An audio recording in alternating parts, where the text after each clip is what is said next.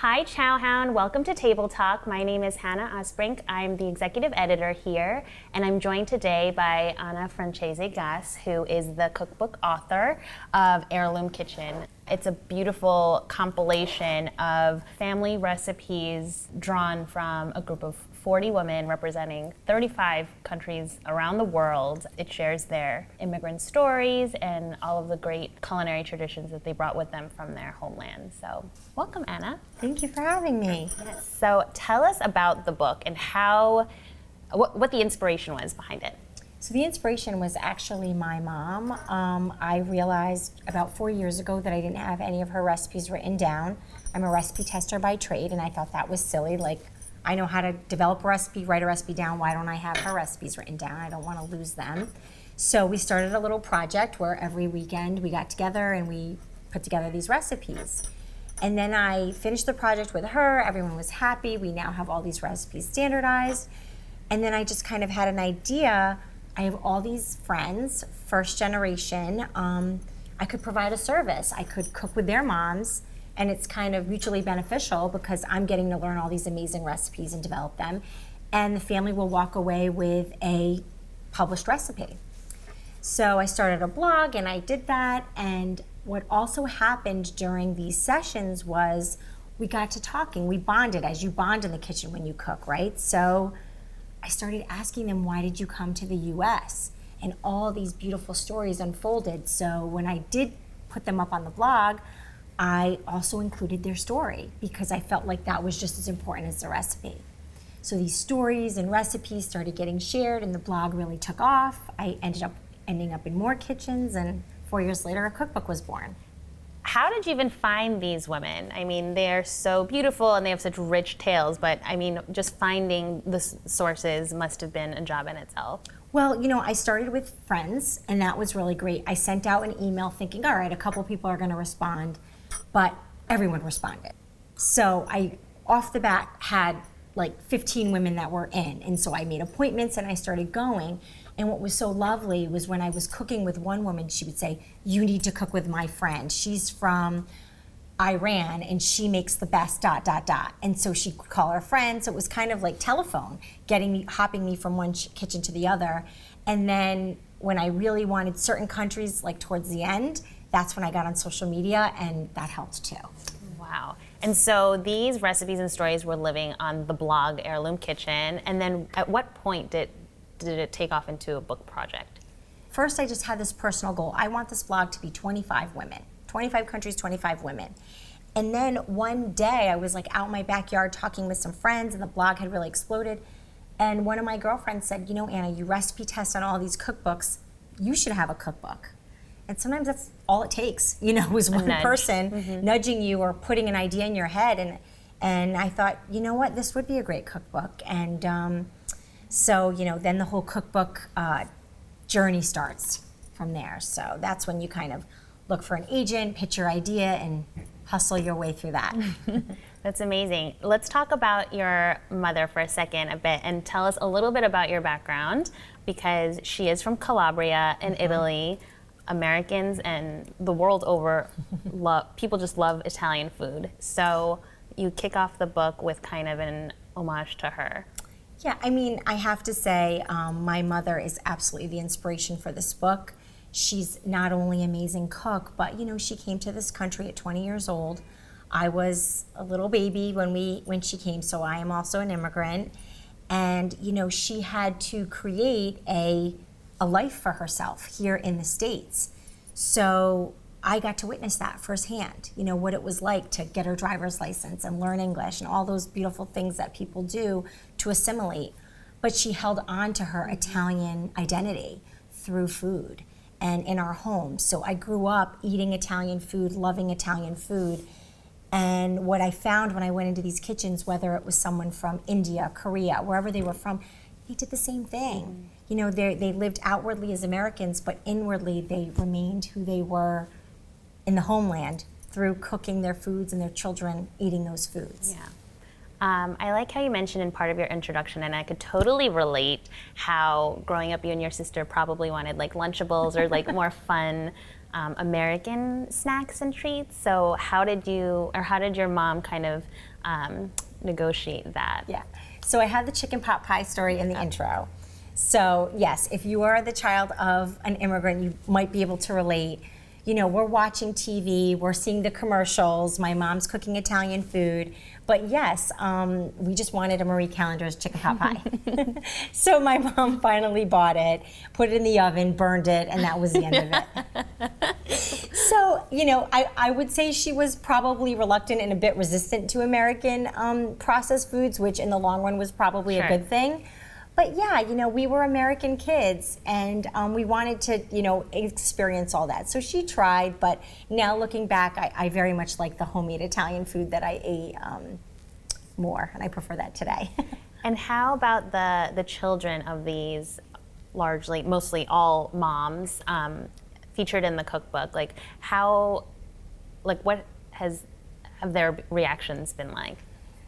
You know, they all have what I have for the book, which is a deep sense of pride, you know, because their mother who, you know, we all love our mom. Yeah. So their mom is in the book, everyone's portrait's in the book, their story is in the book, and the children have been the best PR I could ask for because, you know, they're blasting it on social media, look at my mom, they're coming to the book signings with their mother, and everyone just kind of feels like their mother is the star, and they are. Each chapter, that woman is the star of that chapter.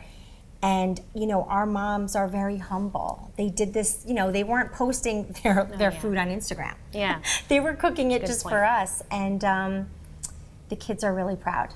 They're getting their due Exactly. in a small way. In a small way, absolutely.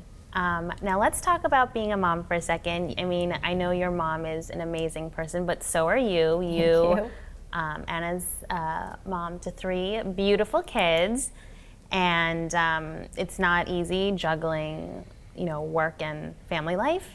So how has that been? You know, it's definitely not easy. You know, there were times where I needed quiet and I needed to edit, and the kids had to, you know, understand that and be quiet for a little bit. But you know, my kids are really supportive, and this book is a dream come true. And what I'm trying to teach my kids is that dreams are hard work, and I'm realizing my dream. I want them to realize theirs when they're older. So I think it's just a great lesson for our kids when we work really hard to teach them, like, you can do it too. So. And what is their favorite recipe of yours? And then do they have a favorite recipe from within the book's pages? Okay, first of all, forget me. It's all about my mom. Oh. My kids will be on vacation and they will FaceTime my mom and say, Nani, we're gonna be home tomorrow. Could you make rice balls? And not joking, my mom knows when we're landing. She knows when we'll about reach our house. And she's let herself in through the garage and like rice balls are on the table. This is a true story. Do not ask your grandmother. It's like, what? Nani asked us what we wanted and we just told her. So it's all about my mom, even broccoli. They like the way my mom cooks the broccoli. So when I put it on the table, is this gonna taste like Nani's broccoli? I'm like, guys, it's sauteed broccoli. Yeah. So yeah, they love my mom's meatballs. They're, you know, think they're the best. And yeah, it's all about grandma. That's like the magic of grandma, right? You could be doing the same exact thing. Yeah. So I was fortunate enough to try both the arancini, the rice balls, as well as the meatballs, and they are incredible. Stay tuned for a recipe for the meatballs on our site. But, you know, you really feel the love, and I mean, good things take time, and you can really taste that. So any advice for those who want to get into food? I mean, you weren't coming from a career that was even like No, close. I mean, I was in insurance. I was just miserable in insurance. You know, a lot of people will go into the restaurant and do that life. I didn't do that. I had 2 little kids at home. Yeah. I felt like culinary school, they really helped me, you know, career services. I do push culinary school. I feel that cooking is a professional trade and that going there, learning the standardized way, making those connections is wonderful. If that's not your direction, then definitely restaurant work, catering, just immerse yourself, right? Immerse yourself in food in a professional way, and then the doors will open that will lead you where you need to go. It's true. And not without hard work, obviously. Yes. So be prepared for rejections and the hustle long days. is very important. Yeah. Okay, so we have a handful of questions from our wonderful Chowhound community. Great. First, from HHC, are there simple and quick recipes in your new cookbook? There are.